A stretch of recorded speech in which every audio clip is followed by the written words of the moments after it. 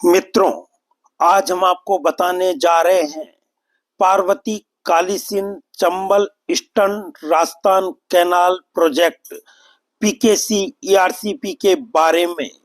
प्रधानमंत्री नरेंद्र मोदी की मौजूदगी में मंगलवार 17 दिसंबर 2024 को Parvati Kali Sindh Chambal Eastern Rajasthan Canal Project PKC ERCP के एमओयू मेमोरेंडम ऑफ अंडरस्टैंडिंग ने 10 माह बाद एमओए मेमोरेंडम ऑफ एग्रीमेंट का रूप ले लिया। सबसे पहले तो हम ये जाने कि एमओयू व एमओए में क्या प्रमुख अंतर है। एमओयू समझौता ज्ञापन यह दो या अधिक पक्षों के बीच एक गैर बाध्यकारी समझौता है जिसमें उनके इरादों और आपसी समझ को दर्ज किया जाता है। यह आमतौर पर कानूनी रूप से बाध्यकारी नहीं होता है। किसी सहयोग समझौते या परियोजना की प्रारंभिक रूपरेखा तय करने के लिए यह पार्टियों के बीच आपसी सहमति और इरादे को दर्शाता है। उदाहरण के लिए दो संस्थाओं के बीच शिक्षा या अनुसंधान में सहयोग का समझौता, सरकार और किसी कंपनी के बीच संभावित निवेश की बातचीत, जबकि एमओए समझौता पत्र कहलाता है। यह दो या अधिक पक्षों के बीच एक कानूनी रूप से बाध्यकारी दस्तावेज है जिसमें उनके अधिकारों और दायित्वों को स्पष्ट रूप से परिभाषित किया जाता है। यह आमतौर पर कानूनी रूप से बाध्यकारी होता है। किसी परियोजना, सेवा या व्यापारिक संबंध के लिए स्पष्ट और कानूनी रूप से बाध्यकारी शर्तें निर्धारित करना, पार्टियों के बीच जिम्मेदारियों को औपचारिक रूप देना, ठेकेदार और ग्राहक के बीच अनुबंध स्थापित करना या दो कंपनियों के बीच व्यापारिक साझेदारी का अनुबंध बनाना। इस प्रकार एमओयू का उपयोग प्रारंभिक समझ के लिए किया जाता है, जबकि एमओए का उपयोग औपचारिक और कानूनी रूप से बाध्यकारी समझौतों के लिए किया जाता है। दोस्तों, पीकेसी ईआरसीपी एमओए के अंतर्गत राजस्थान को 4103 मिलियन क्यूबिक मीटर एमसीएम पानी मिलेगा। यह उतना पानी है जिससे 4 बार बीसलपुर बांध भर जाए।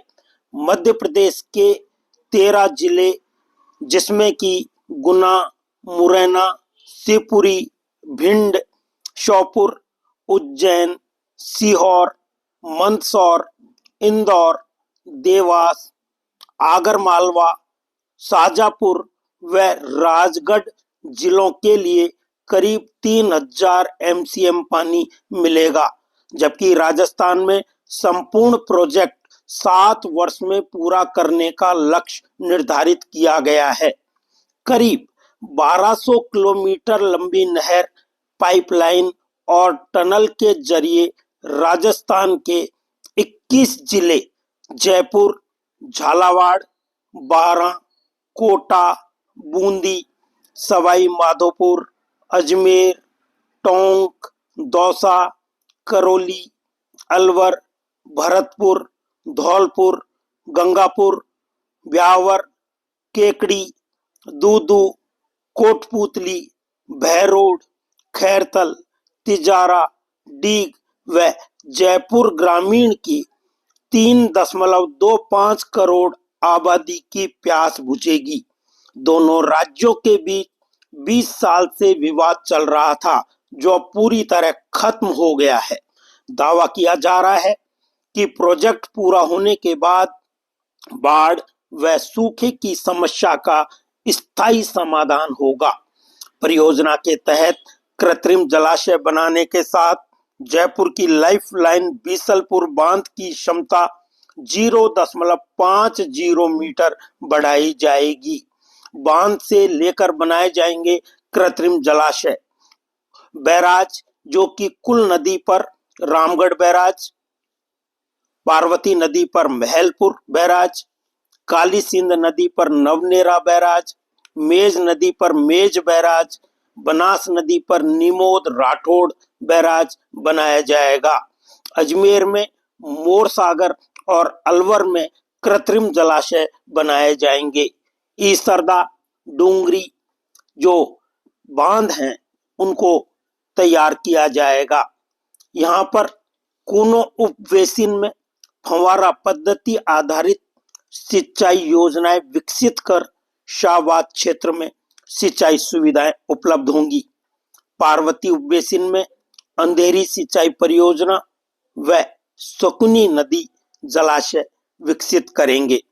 काली सिंध उपवेसिन झालावाड़ जिले में मनोहर थाना मोरी कृत्रिम जलाशय एवं सोयला कृत्रिम जलाशय का भी निर्माण होगा। दोस्तों, Parvati Kali Sindh Chambal Eastern Rajasthan Canal Project PKCERCP के MOU होने पर 158 बांधों को भरा जाएगा, जिनमें से कुछ प्रमुख बांध इस प्रकार हैं। टोंक जिले में बीसलपुर, गलवा, टोरडी सागर, मासी, गलवानिया एवं चांदसेन बांध। दौसा जिले में मोरेल, माधो सागर, कालाखो, सैंथल सागर बांध। दूदू में छापरवाड़ा, जयपुर ग्रामीण जिले के खरड़ बांध, रामगढ़ बांध, कालक बांध, कोटपुतली भैरोड जिले के छितोली व बुचारा बांध। भरतपुर में अजान लोअर व अजान अपर बरेठा बांध। डीग में सीकरी बांध। धौलपुर में पार्वती बांध, उर्मिला सागर, करौली में राम सागर बांध व जग्गर बांध। सवाई माधोपुर में सूरवाल व ढील बांध। गंगापुर सिटी में मोरा सागर बांध। केकड़ी में लसाड़िया बांध। अलवर में जयसंबंध बांध एवं जयपुर का रामगढ़ बांध। प्रोजेक्ट में चंबल और इसकी सहायक नदियां पार्वती, काली सिंध, कूनो, बनास, बाणगंगा, रूपरेल, गंभीरी और मेज जैसी नदियों को जोड़ने का प्रस्ताव है। Parvati Kali Sindh Chambal Eastern Rajasthan Canal Project, जो कि राजस्थान और मध्य प्रदेश के लिए कई स्तरों पर अत्यधिक महत्वपूर्ण है। एक, जल संसाधनों का प्रभावी प्रबंधन। राजस्थान में पानी की कमी और सूखे की समस्या जो कि लंबे समय से है, यह परियोजना अधिशेष जल को सिंचाई और पेयजल के लिए उपयोगी बनाकर जल संसाधनों का कुशल प्रबंधन सुनिश्चित करती है। दो, कृषि विकास। राजस्थान के 21 जिलों में 3.62 लाख हेक्टेयर भूमि को सिंचाई सुविधा प्रदान करेगी। इससे किसानों की आय बढ़ेगी और क्षेत्र में कृषि उत्पादन में वृद्धि होगी। सूखे और अनियमित मानसून से प्रभावित क्षेत्रों में कृषि स्थिरता सुनिश्चित होगी। 3, पेयजल आपूर्ति। परियोजना के माध्यम से लगभग 40 लाख लोगों को स्वच्छ पेयजल उपलब्ध होगा। यह शहरी और ग्रामीण क्षेत्रों में पेयजल संकट को दूर करेगा और स्वास्थ्य में सुधार करेगा। औद्योगिक और आर्थिक विकास की बात करें तो परियोजना से औद्योगिक क्षेत्रों को जल आपूर्ति सुनिश्चित होगी, जिससे औद्योगिक विकास को प्रोत्साहन मिलेगा व जल संकट से जूझ रहे क्षेत्रों में निवेश और रोजगार के अवसर बढ़ेंगे। 5, पर्यावरणीय लाभ। जलाशयों और नहरों के निर्माण से जल स्तर में सुधार होगा। परियोजना से जल संचयन और भूजल पुनर्भरण में मदद मिलेगी। सूखे की स्थिति को कम करने में सहायता मिलेगी। 6, सामाजिक और आर्थिक समानता की बात करें तो परियोजना से पिछड़े और जल संकटग्रस्त क्षेत्रों में बुनियादी सुविधाओं में सुधार होगा। यह ग्रामीण और शहरी क्षेत्रों के बीच असमानता को कम करेगा। 7, क्षेत्रीय सहयोग और राजनीतिक महत्व। यह परियोजना राजस्थान और मध्य प्रदेश के बीच जल बंटवारे में सहयोग का एक बेस्ट उदाहरण है। यह राज्य और केंद्र सरकारों के लिए राजनीतिक और विकासात्मक दृष्टि से बहुत ही महत्वपूर्ण है। निष्कर्षतः पार्वती, काली सिंध, चंबल लिंक और ईआरसीपी न केवल राजस्थान के जल संकट को हल करने में सहायक होगी, बल्कि यह कृषि, उद्योग, पर्यावरण और सामाजिक विकास के लिए भी एक क्रांतिकारी कदम है। यह परियोजना राजस्थान को जल समृद्ध राज्य बनाने में मील का पत्थर साबित होगी।